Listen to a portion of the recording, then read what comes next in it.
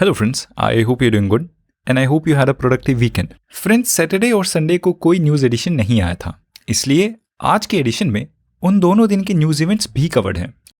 आज के एडिशन में हम कवर करेंगे इकोनॉमी से रिलेटेड इंडिया के गुड्स एक्सपोर्ट में हो रहे गिराव को, सुप्रीम कोर्ट के महाराष्ट्र के स्पीकर को दिए गए ऑर्डर्स को कि वो सुप्रीम कोर्ट के पहले दिए गए ऑर्डर्स को इग्नोर ना करें और एंटी डिफेक्शन लॉ पर हेयरिंग्स को जल्द से जल्द शुरू करें, कुछ मेजर ह्यूमन राइट्स ऑर्गेनाइजेशन के इंडिया की प्रेस फ्रीडम को लेकर कमेंट्स को, इजराइल पैलेस्टीन कॉन्फ्लिक्ट से रिलेटेड डेवलपमेंट्स को, चीफ जस्टिस ऑफ इंडिया के कमेंट्स को जिसमें वो इंडियन अबॉर्शन लॉज के लिबरल और प्रो चॉइस होने की बात करते हैं। फिर हम बात करेंगे प्राइम मिनिस्टर के द्वारा की गई अनाउंसमेंट जिसमें उन्होंने बोला है कि इंडिया 2036 में होने वाले ओलंपिक्स के लिए बिड करेगी। फिर foreign policy and international relationship से हम बात करेंगे सऊदी अरेबिया और इजराइल के बीच के रिलेशनशिप की। फिर ministry of environment, forest and climate change से जुड़ी हम उनकी लॉन्च की गई ग्रीन क्रेडिट स्कीम की बात करेंगे। फिर हम बात करेंगे रीजनल कॉम्प्रिहेंसिव इकोनॉमिक पार्टनरशिप की,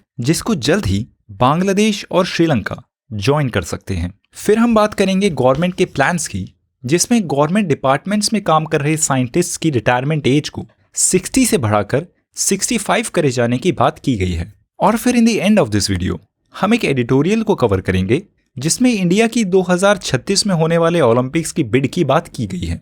let's get started with the current affair events for today.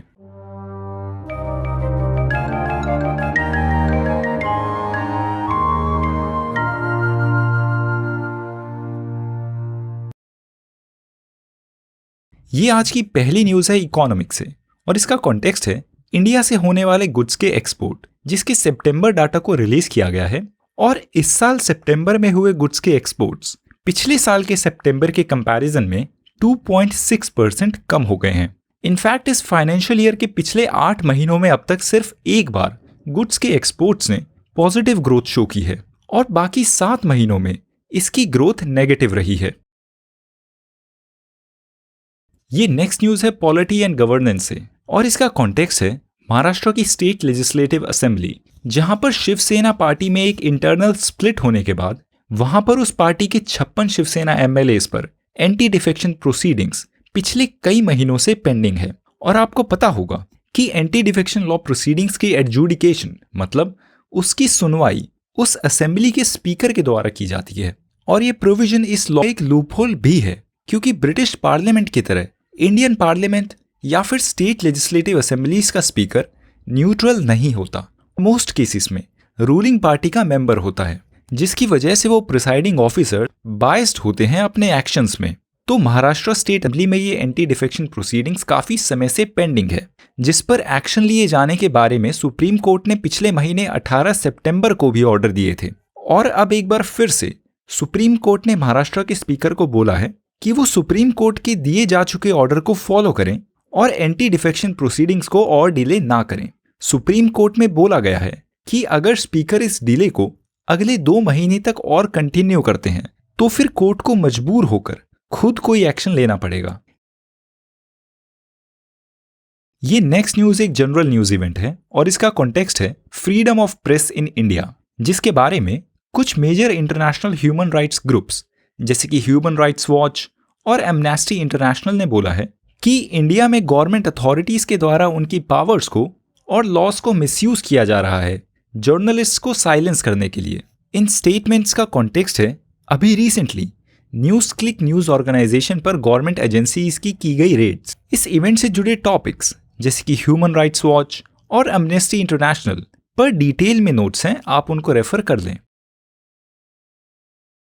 ये नेक्स्ट न्यूज रिलेटेड है इंटरनेशनल करंट अफेयर से और इसका कॉन्टेक्स्ट है इजराइल पैलेस्टीन कॉन्फ्लिक्ट, जो कि एक फास्ट इवॉल्विंग इवेंट है और जिसका एक एवोल्यूशन है इंडियन एक्सटर्नल अफेयर्स मिनिस्ट्री का लॉन्च किया गया ऑपरेशन अजय, जिस मिशन में इजराइल में फंसे इंडियन सिटीजन्स को इवैक्यूएट किया जा रहा है। तो as a part of this mission अब तक इजराइल से ऐसी 4 इवैक्यूएशन फ्लाइट्स को पूरा किया जा चुका है और लगभग 100 इंडियन सिटीजन्स को इंडिया वापस लाया जा चुका है। इस टॉपिक पर हम पहले भी बात कर चुके हैं और एक बार फिर से करते हैं कि इंडिया ने अभी रिसेंट पास्ट में काफी ऐसे ऑपरेशंस किए हैं। उनकी बात करें तो अप्रैल 2023 में किया गया ऑपरेशन कावेरी, जिसमें सूडान से इंडियन सिटीजन्स को इवैक्यूएट किया गया था वहां चल रही मिलिट्री क्राइसिस की वजह से। फरवरी 2022 में किया गया ऑपरेशन गंगा, जिसमें यूक्रेन में फंसे इंडियन सिटीजन्स को इवैक्यूएट किया गया था। और अगस्त 2021 में किया गया ऑपरेशन देवी शक्ति, जिसमें अफगानिस्तान में तालिबान की पावर को कैप्चर किए जाने के बाद वहां से इंडियन सिटीजन्स को इवैक्यूएट किया गया था। ये सभी डिटेल नोट्स में भी हैं। ये नेक्स्ट न्यूज है इंटरनल सिक्योरिटी से और इसका कॉन्टेक्स्ट है इजराइल पैलेस्टीन कॉन्फ्लिक्ट, जिसको एक बार फिर से ट्रिगर किया है पैलेस्टीन की मिलिटेंट फोर्स हमास ने, जब उन्होंने इजराइल पर सरप्राइज अटैक्स कर दिए हैं जिसमें कई सौ लोगों की जान भी चली गई है। इजराइल, जिसकी आर्म्ड फोर्सेस दुनिया की top most sophisticated armed forces में से एक है, वो हमास के इन किए गए मल्टी प्रोंग्ड अटैक्स को एंटिसिपेट नहीं कर पाई। इजराइल के इस इंटेलिजेंस फेलियर को और उसके लेसन्स को इंडियन आर्मी स्टडी कर रही है, खासकर हमास के अटैक करने के लिए इस्तेमाल किए गए एयर ग्लाइडर्स के तरीके को। ये नेक्स्ट न्यूज है जुडिशरी से, जो अभी रिसेंटली न्यूज में है उनके पास आई एक अबॉर्शन प्ली की वजह से, जिसमें एक 26 वीक प्रेग्नेंट वुमेन ने सुप्रीम कोर्ट से परमिशन मांगी है कि उनको अबॉर्शन कराने की परमिशन दी जाए, क्योंकि उनकी मेंटल स्टेट हेल्दी नहीं है कि वो अपने तीसरे बच्चे का अच्छे से ध्यान रख पाए। हालांकि इस पिटीशन पर अभी तक वर्डिक्ट नहीं दिया गया है, पर चीफ जस्टिस ऑफ इंडिया ने इस इवेंट के कॉन्टेक्स्ट में बोला है कि इंडिया के abortion laws pro choice, liberal और बाकी और कंट्रीज से काफी ज्यादा एडवांस्ड है। इस इवेंट से रिलेटेड सिविल सर्विसेज एग्जामिनेशन के पर्सपेक्टिव से रेलिवेंट है the medical termination of pregnancy act, जिस लॉ में 24 हफ्ते तक की एज के फीटस को सर्टेन कंडीशंस में अबॉर्ट कराए जाने की परमिशन दी गई है, और जिसमें 2021 में अमेंडमेंट्स किए गए थे, जिसने इस अपर टाइम लिमिट को 20 हफ्ते से बढ़ाकर अभी प्रेजेंट 24 हफ्ते कर दिया है। इससे रिलेटेड डिटेल्स भी नोट्स में प्रेजेंट है। ये एक और न्यूज है इजराइल पैलेस्टीन कॉन्फ्लिक्ट से। तो इस तेजी से एस्केलेट हो रही कॉन्फ्लिक्ट में इजराइल ने गाजा के बॉर्डर के एरियाज को हमास से छीन लिया है, और इजराइल, जिसने ये तक बोला है कि हमास को डिस्ट्रॉय करना उनका अब एक मिशन है, वो अब गाजा में और आगे बढ़ रहा है, जिसके चलते उन्होंने गाजा की सिविलियन पॉपुलेशन को अलर्ट किया है कि वो अपनी सेफ्टी के लिए गाजा को छोड़कर गाजा के साउथ रीजन्स में चले जाएं, और अगर वो ऐसा नहीं करेंगे तो उन पर अटैक्स हो सकते हैं। तो इजराइल के इस वार्निंग के कॉन्टेक्स्ट में हमास मिलिटेंट ग्रुप ने गाजा की पॉपुलेशन को बोला है कि वो इजराइल के इन साइकोलॉजिकल वॉरफेयर पर ध्यान ना दे और जहां हैं वहीं रहें। इस कॉन्फ्लिक्ट में गाजा में इस समय 11 लाख से ज्यादा लोग फंसे हैं, जिनके चारों तरफ बॉर्डर लॉक्ड है और वो प्रैक्टिकली कहीं नहीं जा सकते, ना ही वो इजिप्ट में जा सकते और या फिर कहीं और। उनकी इलेक्ट्रिसिटी और फूड सप्लाई भी ब्लॉक्ड है। और इसी इवेंट के कॉन्टेक्स्ट में एक और news, Indian finance minister Nirmala Sitharaman ने बोला है कि ये वेस्ट एशिया में चल रही इस कॉन्फ्लिक्ट से अभी G20 में एग्री किए गए India middle east Europe economic corridor पर कोई प्रभाव नहीं होगा। ये नेक्स्ट न्यूज एक जनरल न्यूज इवेंट है और इसका कॉन्टेक्स्ट है प्राइम मिनिस्टर की अनाउंसमेंट, जिसमें उन्होंने बोला है कि इंडिया 2036 में होने वाली समर और यूथ ओलंपिक्स के लिए बिड करेगा। And now you should know कि अगर इंडिया की ये बिड सक्सेसफुल होती है तो इंडिया चौथी ऐसी एशियन कंट्री बन जाएगी जिसने ओलंपिक को होस्ट किया हो। इससे पहले एशिया से जापान ने 1964 में, साउथ कोरिया ने 1988 में और चाइना ने 2008 में ओलंपिक को होस्ट किया था। हालांकि प्राइम मिनिस्टर की ये बस अभी एक स्टेटमेंट है, जिससे रिलेटेड डेवलपमेंट्स को हम फॉलो करते रहेंगे। ये नेक्स्ट न्यूज है foreign policy and international relationship से और इसका कॉन्टेक्स्ट है सऊदी अरेबिया और इजराइल के बीच का संबंध। सऊदी अरेबिया और इजराइल, जो कि दोनों ही वेस्ट एशियन कंट्रीज, ऐतिहासिक तौर पर दोनों के आपसी संबंध ठीक नहीं रहे हैं, पर अभी रिसेंट पास्ट में दोनों साइड्स ने अपने रिलेशनशिप को सुधारने के लिए कई प्रोसेसेस जैसे कि बायलैटरल टॉक्स को शुरू किया है। अब इस इवेंट में डेवलपमेंट ये है कि सऊदी अरेबिया ने अनाउंस किया है कि इजराइल पैलेस्टीन कॉन्फ्लिक्ट की वजह से वो इजराइल के साथ उनकी चल रही नॉर्मलाइजेशन टॉक्स को फिलहाल के लिए रोक रहे हैं। अब हम बात करते हैं सऊदी अरेबिया और इजराइल की रिलेशनशिप की। ऐतिहासिक तौर पर सऊदी अरेबिया, जिसने पैलेस्टीन के कॉज को सपोर्ट किया है, उसके कभी इजराइल स्टेट के साथ फॉर्मल डिप्लोमेटिक रिलेशनशिप भी नहीं रहे हैं। 1947 में जब यूनाइटेड नेशंस में पैलेस्टीन पार्टीशन प्लान पर वोटिंग हो रही थी, तब सऊदी अरेबिया ने इस पार्टीशन के खिलाफ वोट किया था और सऊदी अरेबिया इस समय भी इजराइल की सॉवरेनिटी को रिकॉग्नाइज नहीं करता।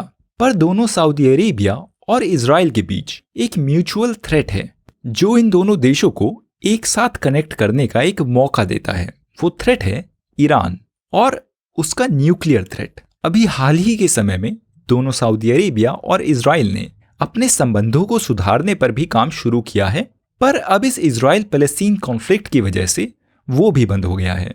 इस इवेंट से रिलेटेड टॉपिक्स जैसे कि इजराइल सऊदी अरेबिया रिलेशंस पर डिटेल नोट्स में हैं, आप उनको रेफर कर लें। ये नेक्स्ट न्यूज़ है ministry of environment, forest and climate change से, और इसका कॉन्टेक्स्ट है उनके द्वारा लॉन्च की गई ये ग्रीन क्रेडिट स्कीम। ये scheme 8 major environmentally positive activities को कवर करता है, जैसे कि tree plantation, water management, sustainable agriculture, waste management वगैरह, जिनका एनवायरमेंट पर पॉजिटिव इम्पैक्ट होता है। और इस स्कीम के अंडर ये सब एक्टिविटीज करने से कोई भी इंडिविजुअल या कोई एंटिटी जैसे कि कोई कॉरपोरेशन ग्रीन क्रेडिट्स कमा सकती है।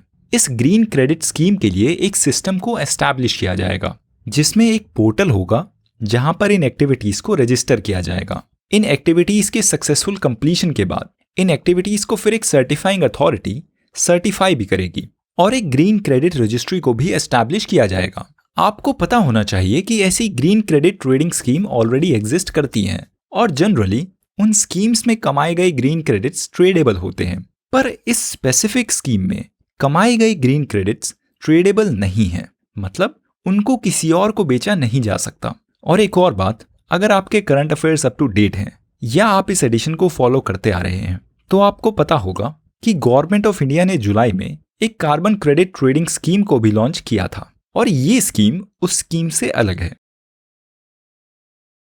ये न्यूज़ है इंटरनेशनल करंट अफेयर्स से और इसका कॉन्टेक्स्ट है रीजनल कॉम्प्रिहेंसिव इकोनॉमिक पार्टनरशिप, जो कि एक फ्री ट्रेड एग्रीमेंट है जिसमें आसियान मेंबर कंट्रीज के साथ साथ 6 और मेंबर कंट्रीज हैं, Australia, China, Japan, south Korea, New Zealand और म्यांमार। इस ट्रेड एग्रीमेंट को 2020 में साइन किया गया था और इंडिया शुरुआत में तो इस मेजर ट्रेड एग्रीमेंट का एक हिस्सा था, पर 2019 में इंडिया इस ट्रेड एग्रीमेंट में हिस्सा लेने से पीछे हट गया अपने कुछ डोमेस्टिक कंसर्न्स की वजह से, जैसे कि इंडिया का बढ़ रहा trade deficit, Chinese made products का इंडिया में बढ़ जाने का खतरा और इंडिया के एग्रीकल्चर और स्मॉल बिजनेसेस पर नेगेटिव इम्पैक्ट होने का खतरा वगैरह। ये RCEP क्या है, इंडिया ने इसको क्यों नहीं ज्वाइन किया, ये सभी डिटेल नोट्स में हैं। अब बात करते हैं कि ये 2020 का ट्रेड एग्रीमेंट अब न्यूज में क्यों है। श्रीलंका और बांग्लादेश दोनों इंडिया के नेबर कंट्रीज इस trade agreement regional comprehensive economic partnership को ज्वाइन कर सकते हैं। श्रीलंका की गवर्नमेंट तो ऑफिशियली इस ट्रेड एग्रीमेंट को ज्वाइन करने के लिए अप्लाई भी कर चुकी है और बांग्लादेश की गवर्नमेंट 2024 में इलेक्शंस होने के बाद इसको लेकर अपने डिसीजन को फाइनलाइज करेगी। अगर ये दोनों कंट्रीज श्रीलंका और बांग्लादेश RCEP को ज्वाइन कर लेती हैं तो ये स्टेप उनकी इकोनॉमी के लिए सिग्निफिकेंट होगा। अब इस इवेंट में और क्या डेवलपमेंट होती हैं, हम उसको फॉलो करते रहेंगे।